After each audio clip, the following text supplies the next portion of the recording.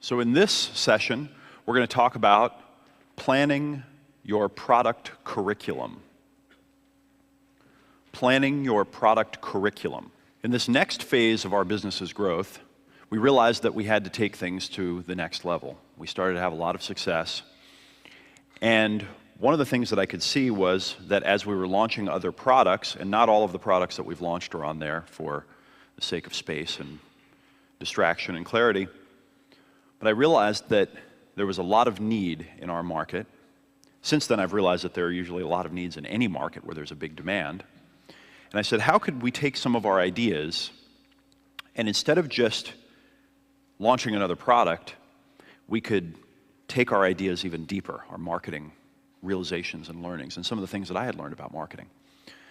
So what we started to do is launching other back-end products, high-end products. And instead of just saying, oh, what does everybody want, or what should we do, we tried to combine all of these different ideas and methodologies together. And the mindset that I took was, what if each product could be its own new niche or category? So what if each product could be its own category? I thought that would be cool because then, if you want to compete with us, and you compete with that product, you're competing with a category itself, and you still haven't, been able to even touch our bigger picture. And if you compete with our bigger picture, well, now we've got all these niche categories built. Does that make sense? It's a very, very defensible stronghold, high barrier to entry. I'll show you how we do that in some other ways here as well a little bit later with some of our lead generation and other things that we do in our business. And so I'm going to use dating advice examples. You're going to notice that in this program there are a lot of dating examples and a lot of internet marketing examples and those types of things. That's because that's what our business does. And we have a little bit of a challenge, right? We're here to teach business concepts and marketing and hiring and management and all of these types of things. But our reality, our day-to-day business that we run over here is a dating advice business that's an internet company. And so please try to see through that, see through those examples, and don't just think that, oh, well, you're an internet company and that's the only place that would work. These ideas, I am standing on the shoulders of giants. I've learned these things from people that are far greater than me that have done this in many, many industries. So don't take those too seriously. So in the dating advice world, we had written a book called Double Your Dating, and then I had created a back-end product called the Advanced Dating Techniques Program. And those were, now I look at them, they were very general programs. They covered all of the different facets, whether you wanted to do online dating or whether you wanted to work on your kind of inner game and self-esteem, or whether you wanted to learn on approaching other people and starting conversations or whatever. It just covered it all. So when I went to start creating all of the products, the back-end products, I said, all right, where are the biggest needs in the customer? What are the customers looking for? Where are their biggest challenges? And I came up with things like, well, a lot of men, and this is just in the bizarre little world that we males of the human species live. For whatever reason, when it comes down to meeting someone of the opposite sex, the idea of going over and starting a conversation is terrifying. In fact, one of the things that I like to talk about and say is that a man's whole life, it's almost like right before death. His whole life experience flashes before him. He has to deal with all of his issues with his mother and all of that while trying to think of a good pickup line, It's no wonder that it doesn't usually work out. So one of the products that we came up with as an example was about approaching women and starting conversations. Another huge need that people have is meeting someone of the opposite sex and not really having time to do it and experimenting with the internet as a place to do it. So one of the products that we went after was online dating. Another one was this, I just mentioned these, but kind of the inner game, self-esteem, self-confidence, working through all your stuff. And that line has about 12 or 15 products, so there were several of these. But what I based them around was the need that the customer had, what they were trying to figure out how to do, and then I made the product that talked right to that need. And then I daisy-chained all of these products together and linked them, and now what do I have? A business, yes. I have a curriculum. Now, what's the difference between a product line and a product curriculum? Right? The product line is just, here's all my stuff. The product curriculum is, wow, it's really good that I met you because I think I can help you with some of your needs. So here's a product, and by the way, if you enjoy that one, there's a multi-step process after this to develop you to the next level and the next level and the next level. Now, when you're a customer and you find that, what do you think? Okay, I found it. And a product curriculum, that mindset, it's education. It's helping another person. It puts you in that mindset. Product curriculum. Creating a category of sub-niched, creating categories based on sub-niched products, and then linking them together for strategic advantage, competitive advantage. Does that strategy make sense? Okay, good. So there's an idea that I've developed. I call it the path of self-advantage. The path of self-advantage. A book that was influential was The Path of Least Resistance by Fritz. And I read that book and I thought, that it's really profound. When you look around, you realize that people really do take the path of least resistance. That is nature. Whatever's going on, we just follow whatever is the easiest thing to do to get what it is that we want. And I kept trying to apply it to business, and because it was a very profound idea.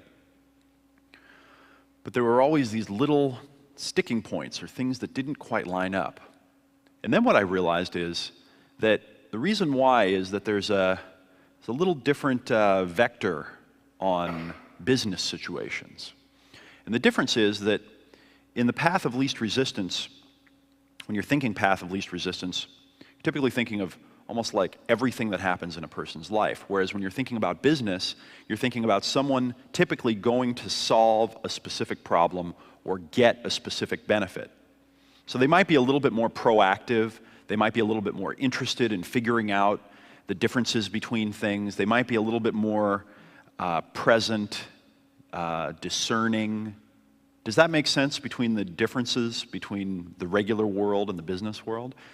So then it hit me that when someone is in that more proactive, discerning, maybe skeptical, maybe choosy, maybe hopeful, but they're trying to get something for themselves, that they're trying to get some type of advantage, and they're trying to get an advantage for themselves, a self-advantage, typically. Now, if they're a parent, they might be trying to get an advantage for their kids, or someone might be trying to get an advantage for their family. But overall, we're doing things that give us a self-advantage. And as a business person, it can be very valuable when you're thinking like a customer, when you're seeing through their eyes, and when you're imagining your customer avatar, that instead of saying, what could I do to talk someone into buying my thing? To say, what could I say so that my prospect would see it as being to their advantage to take advantage of this opportunity? How do I get them to see it as a self-advantage? Now, this comes down to this difference between intrinsic and extrinsic motivation. Instead of how do I carrot and stick someone, how do I get them to carrot and stick themselves? How do I create a psychological situation where the person says, wow, this is really something that I should do, rather than someone saying, wow, I really should do what they're telling me. Do you like it when people push you into doing things that you don't really want to do? No. How can you set up conditions and structures, and we'll go more into this later a little bit deeper, but how can you set up conditions and structures so that your prospect will say, oh, this will be in my advantage. And then once they get it and they learn, they use it, they implement the product, they use your golf club, they drive your car, they use your piece of software, whatever it is, then they have that experience and they say, oh, this is great. And then you say, want some more advantages? And they say, there's more? Yes, I do want some more advantages. Absolutely. What if you had a product line that had been evolved to a product curriculum that you presented, and instead of saying, I want you to buy this, and then I want you to buy this, and I want you to buy this, at the beginning you said, I have figured out the steps for someone who is, and I'll just use an example, just getting started in golf to quickly break 100, typically in 30 days, whereas it usually takes a golfer a year, and then from then on to take 2 strokes off your game every quarter for this many months until you could go into the PGA if you wanted. Now, not everyone's going to want to do this, of course. In fact, you might just be interested in learning how to hit the ball a little farther or putt. And I've got some ways that you can do that too. But let me just show you a couple of tricks from some of my advanced things, and you decide later. Do you hear the difference in just the whole presentation of it, the whole idea of it? The communication to the prospect allows them to realize that they've just discovered a whole secret road that goes to a lot of destinations that they want to go to. So create a path of self-advantage for your customers. Create a path of self-advantage. And I recommend that you start with at least 3 products. Create a curriculum of at least 3 products to start. Down the road, maybe more. But I think it takes 3 to really get the feel of curriculum. 2 is like 1 and then buy this other thing. 3 is 1, get me introduced. 2, take me to the next level. 3, help me get to the advanced. Now the next thing you have to do, I think, is kind of script the path or the dialogue. Almost draw out a timeline and say, they meet me here. How long will it be before they'll likely need this other thing? And then how long would it be before they likely need this other thing? And it might not be an amount of time. It might be some steps that they go through. So you might say, so here's what you're going to do. You're going to get my $37 starter product, and within 14 days, you're going to have dramatic improvements in your golf game. That's what's going to happen. And by day 30, you're going to realize that you are much better than you ever thought, and you have much more talent. And I think that right around, days 30 to 60, you're going to be so interested, you're going to be having so much fun that you're going to want to step up to the next level. And then that next process might take 45 days, or I don't know how long it is, and then you're going to want to go to this other level. And then there are 5 different aspects of a golf game, and this might surprise you, but a few of them are psychological. And so I've got 3 different programs. If you want to putt better, if you want to drive the ball further, if you want to drive the golf cart better, if you want funny jokes to tell your buddies on the, whatever it is. And then you can start opening it up a little bit. Another thing that I've noticed when teaching large groups of people is that when you get into it and you really start seeing what your customers are all about, whether you're selling a product, a service, whatever it is, when you really get into their world, you start noticing distinctions and little things that you never would have realized are so important.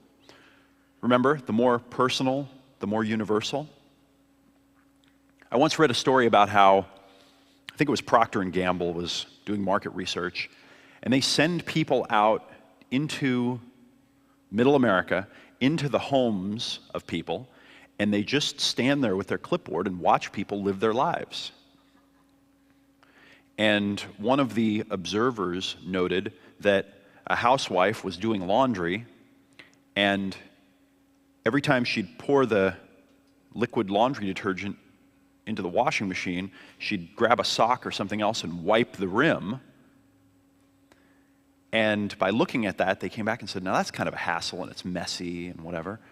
And they started experimenting with different pour spouts, and then they made the pour spout that has the little kind of, I don't know, concave edges, so that when you're done pouring, it goes right back into the bucket. And there was a giant aha. And I don't know if you can remember around the time when those things started showing up, but it was quite a stir among the human population. Have you seen that cool new pour spout thing?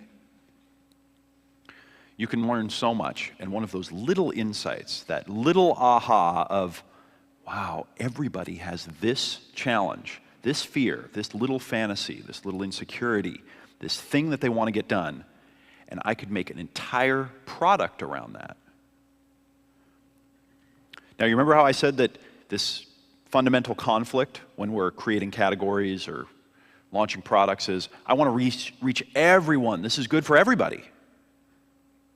That prevents the customer from being interested, because the customer wants to find someone who just is creating something for them.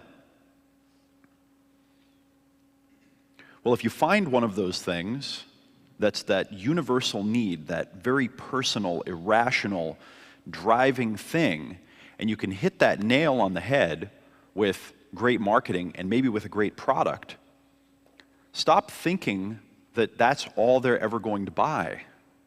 And start thinking, if I could have that amazing home run hit right at the beginning, I'm going to get a big flood of customers, and then I can sell them all of these other things that they might need. Does that make sense? You with me on that one? It's a great way to still capture the whole market, not leave anyone out, and then you can use these different products in some cases. Some situations we've done a partnership with someone, and they've said, well, you know, normally you guys sell this product first and that product second, which would normally be our ebook and then maybe our monthly interviews. But we cater more to the online dating community. So could we do something different and maybe use your online dating product as the lead, as the front end? And in a lot of cases, you can make different on-ramps to your product curriculum, different front ends, so to speak. So we don't have a formal exercise around this, although I can see one at some point in the future. But here's what I'd like you to do. Take a clean sheet of paper. Just get a clean sheet of paper. And draw a line down the middle. My good friend Dean Jackson is going to be here tomorrow. Maybe he can talk a little bit more about this. This is something that really came out of his brain.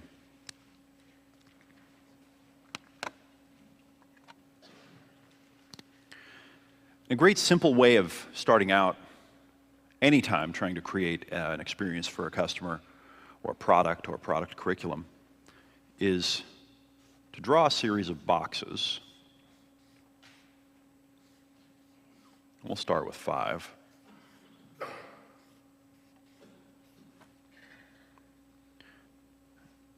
And let's call this the customer experience.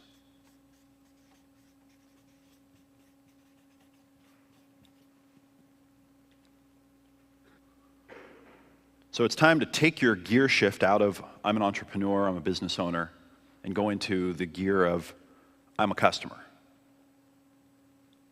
What would I like to experience? What would I like my experience to be?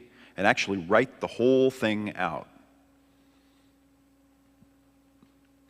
I'm sitting at home at night and I'm thinking to myself, damn, I just got beat again on the golf course. And now my buddies are really going to make fun of me because I dropped the club while I was trying to putt the ball and whatever. What kind of experience would that person want to have when they sit down at the computer or open up their golf magazine? What kind of experience would they want to have in order to be introduced to your products? And so it's going to start probably with an ad of some kind. It might be an ad that's placed on Google. It might be an ad that's in a golf magazine. It might be an ad that, who knows, maybe even comes in the mail. And you can actually break this down and you can break this into experiences.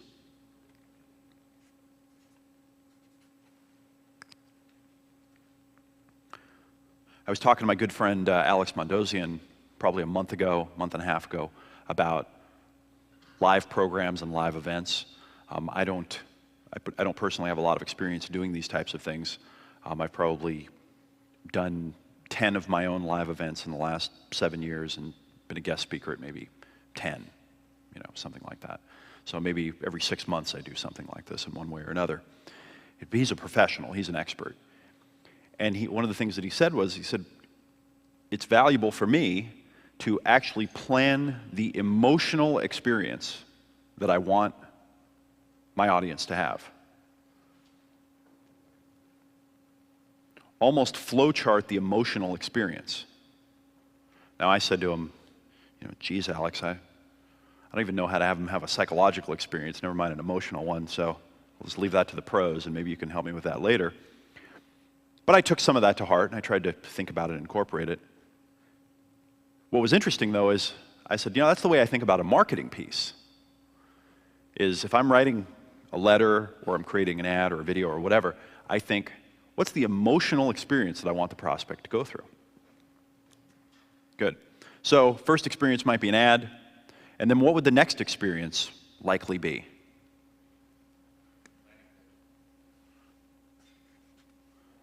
It would be some kind of a response, right? Some kind of a connection.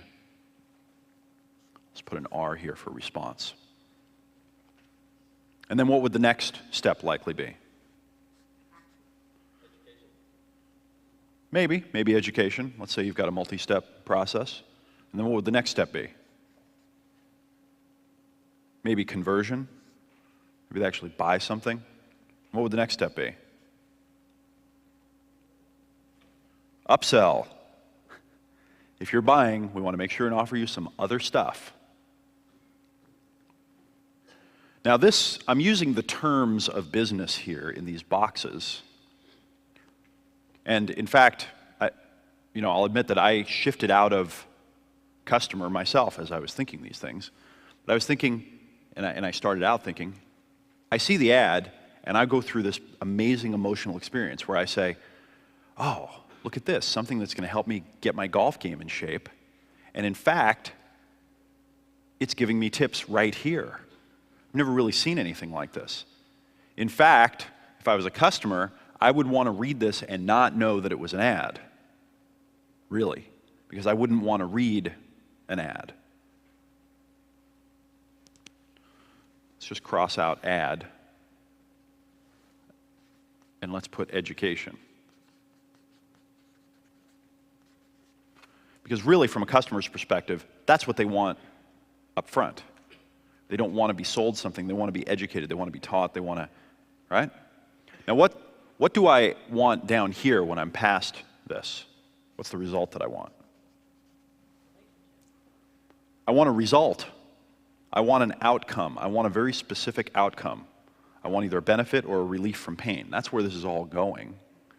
So I want to start off by having someone educate me a little bit and saying, hey, all that stuff you've been doing is wrong, or hey, everything that you've been taught is wrong. And then I might want to reach out and connect. Do you remember I explained that in business, we want to get attention, and then we want to get connection, and then commitment of some kind and action on that commitment, and that's actually what the customer wants from us. So this education here, if you do it the right way, the customer can feel paid attention to. And then, as they are moving up the chain, as they're converting, so to speak, as they're connecting with you, they can feel connected with. So what would you want as a customer if you were going to reach out and actually connect with a business? What would you want? What would you want your experience to be? Say it again? A sample? Oh, a free report or a sample? Well, I think you'd want to have the feeling that you had connected with another person or a group of people who were interested in the same things that you were interested in. right? That had a passion about the same thing that you had passion about, that had the same experiences that you've had. So I'm flipping back and forth a little bit here, but can you see what I mean? It's thinking about it from the customer's perspective and trying to imagine what you want their experience to be. It's psychologically challenging, even for me.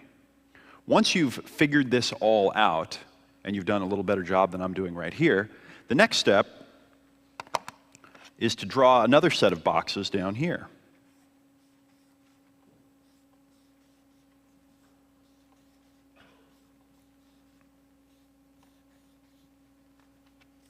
And this is actually the process. The idea is you want to deliver this experience, and you need to describe it a little bit. Well, then this is the process that you're going to need to do in order to deliver that experience. And then once that's done, you go back up here, and you look back at the next experience you want to create for the customer, and then you have the process box right here of what you need to do as a business. And it's a simple model, but it's a little counterintuitive, because what most businesses do is they say, what's the product we have, and then how can we sell it to the customer? And instead of the customer feeling like there's a process that's been developed that it's just natural, it feels natural for them, it feels more like a square peg trying to be put into a round hole. This is someone that has created something that they're trying to sell me, and I'm not interested in it. I can tell right away. Whereas when you create the customer experience first, and then you fit your process into the experience you want to create, it's just turning the telescope around again. You might go buy a new car, and you might love the car. I really dug the car. I really like it. But the process was bad. My friend Steve Krause used to tell a story. He says, if you go buy a new Cadillac and you have an amazing experience, the person that's helping you buy the car doesn't feel like a salesperson at all. There's no pressure. They're consulting. They're helping you out. And you get a great car. You feel really good about it. You drive the car home. You walk outside. You go to open the car door, and the door handle breaks off. And the door is locked, and because it broke off in a certain way, the remote won't work to get the car open, and it's all screwed up. Who do you blame? Who do you get mad at? Cadillac. You get mad at the person who built the car, or the people that built the car, right? Because you like the dealer. Let's say you went to the dealer and you bought that same car, but let's say that you had a horrible experience. It was high pressure. The salesperson really just torqued you into it, upsold you the $1,200 undercoating that you don't need because you live in California, and like all this stuff, and then your friends told you're an idiot because you took $2,500 worth of options and you got a bad interest rate and whatever, and you walk out that door, and you walk up to the car, and the door handle breaks off and you're late for work. Who do you get mad at? That damn salesperson. Those bastards over there at that car dealership. It's a really interesting distinction. When you think like a customer, it's, and this sounds like it's almost got a little bit of little schemery around it. I just made up a word. Schemery. But when you think about how to offer a great experience to the customer, you really can get to the point, I think, where when something goes wrong and it doesn't work for the customer and the customer shows up, that you can look at them and say, with integrity, hey, you know what? Things like this go wrong sometimes. Sorry about that. What can I do to help? Let's fix it. And if you did a good job to begin with, the customers go, oh, yeah, right, okay, of course, things go wrong once in a while. On the other hand, if you are torquing them, if you're putting the screws to them, it's hard to use that as the comeback if they don't get the result that they want. And I think this is just a model, a mindset that can not only help you sell a ton more of what you're trying to sell and have a lot more back end and upsell, but it can also do things like prevent lawsuits and things like jail and other fun stuff. So we have an exercise called Planning Your Product Curriculum. This exercise goes hand in hand with the 5 marketing models exercise, as you need to plan the actual products and services you're going to be selling to support each model. When creating a product or service, ask yourself these key questions. Is there pain and urgency or irrational passion? Strong emotion? Is the prospect searching for solutions? Are there few or no perceived options from the prospect's perspective? Is there an opportunity for a long-term relationship and natural connection to other products and services? Remember when we talked about narrowing your niche? Thinking like a customer? Creating a category? So, at the beginning we've got potential free sample products, potential introductory products, potential upsell products or packages, potential back-end products, and potential continuity products. And just use this, just take a few minutes, and just brainstorm some product ideas based on a specific need of a customer. Something that could create its own category, and then link to the next ones. Go.